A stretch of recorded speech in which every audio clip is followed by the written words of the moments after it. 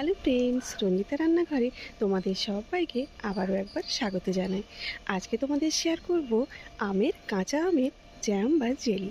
তো এই জ্যাম বা জেলি আমরা কিন্তু মার্কেট থেকে কিনে খাই, তো ওটা তো কেমিক্যাল থাকে। আচ্ছা, আমরা যদি বাড়িতেই বানিয়ে নিই কোনো কেমিক্যাল ছাড়া, তবে চলো তোমরা রেসিপিটা দেখো আমি আমের জ্যাম বা জেলি কীভাবে বানাই। তো রেসিপিটা দেখতে থাকো, আশা করি ভালো লাগবে। আমের জেলি বা জ্যামটা যে বানাবো তার জন্য দেখো এখানে আমি দুটো আম নিয়েছি। আর আমগুলো দেখেছো কত বড় বড় সাইজের, এগুলো কিন্তু আমাদের গাছের আম। তো এবারে এই আমগুলোকে ভালো করে আগে ধুয়ে নিই। আমগুলো আগে একটা একটা করে আমি ধুয়ে নেব ভালো করে। তো দেখো আমের মধ্যে কত নোংরা ছিল। তো এমনিতে কিন্তু বাচ্চারা এই জ্যামটা খেতে খুব পছন্দ করে।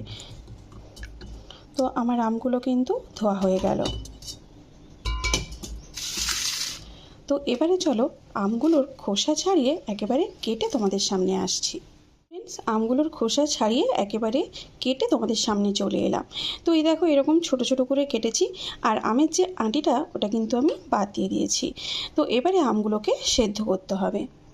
আমি ওভেনে কড়াইটা বসিয়ে দিয়ে এবারে ওভেনটাকে আমি ধরিয়ে দেব। তো এবারে কিন্তু আমগুলো দিয়ে দেব কড়াইয়ের মধ্যে।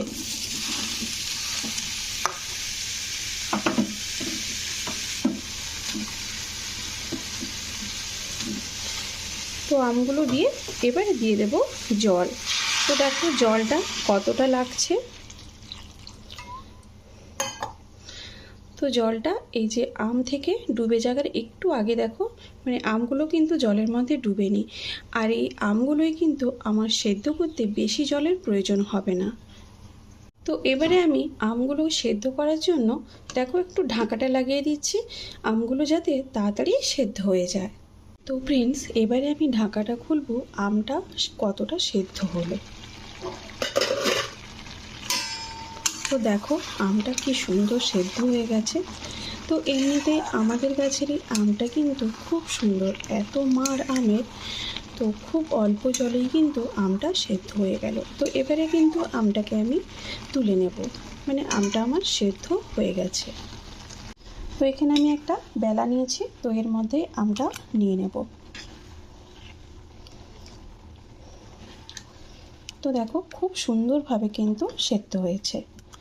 তো তোমরাও কিন্তু এইভাবে বাড়িতে কাঁচা আমের জ্যাম বা জেলি বানিয়ে নিতে পারবে। দেখো এই আমগুলোকে কিন্তু একটুখানি এই চামচ দিয়ে আমি একটু ঘেঁটে নেব। তো এমনিতেও আমটা আমার এত সুন্দর সেদ্ধ হয়েছে। তো তোমরা চাইলে এটা মিক্সিতেও কিন্তু পেস্ট করে নিতে পারো। তো আমার মিক্সিতে দেওয়ার কোনো দরকার নেই। তো এইরকম চামচ দিয়ে একটুখানি ঘেঁটে দিলে আমটা কি সুন্দরভাবে একেবারে পাতলা হয়ে যাবে, ঘেঁটে যাবে। তো চলো আমি এইভাবে করে নিই। না হলে তোমরা চামচ দিয়েও করতে পারো, না হলে এই যে গ্লাসের পেছন দিয়েও এইভাবে একটু চাপ দিলে দেখবে আমগুলো গোটা যে আমগুলো আছে না, সেগুলো কিন্তু খুব সুন্দরভাবে এইভাবে নরম গলে যাবে এইভাবে একটু চাপ দিয়ে। তো দেখো আমটা কি সুন্দরভাবে ভেঙে গেল আমগুলো। তো যে কটা গোটা আম ছিল সেগুলো কিন্তু ভেঙে গেল। তো এইভাবে আমি করে নেব আমগুলোকে। দেখো এখানে আমি একটা বাটি আর ছাঁকনি নিয়েছি। তো এই আমগুলো এই ছাঁকনির মধ্যে দিয়ে দেব। তো দিয়ে এবারে জাস্ট এইরকমভাবে একটু একটু করে এরকম করলে দেখবে ছাঁকনির পেছন দিয়ে কি সুন্দর মাড় বেরিয়ে আসবে। তো ঠিক এইভাবে মাড়টা এইভাবে বেরিয়ে আসবে, দেখবে এটা আরও প্লেনভাবে হয়ে যাবে। তো চলো আমি এইভাবে করে মাড়গুলো বের করে নিই। দেখো আমার আমের মাড়টা কিন্তু বের করানো হয়ে গেছে। আর এতে সেরকম কিছু একটা বাদ যায়নি, খুব সামান্য একটু বাদ গেছে। তো এবারে চলো আমি আমের জেলিটা বানাই। এবারে কি করতে হবে, এই আমের মাড়টাকে এই কড়াইয়ের মধ্যে দিয়ে দিতে হবে।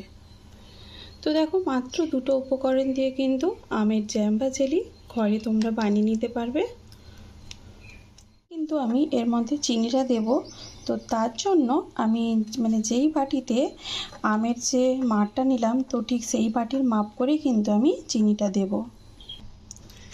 তো এখানে দেখো আমের মাড়টা একটুখানি আমি নাড়াচাড়া করে দিয়েছি। তো আমি সেম যেই বাটিতে মাড়টা নিলাম সেই বাটিতেই চিনিটা নিয়ে এবারে চিনিগুলো এর মধ্যে দিয়ে দেব। তো চিনিগুলো দিয়ে এবারে নাড়তে হবে। তো এইভাবে নাড়তে হবে কিছুক্ষণ, যতক্ষণ না চিনিটা গলে যাচ্ছে আমের মধ্যে।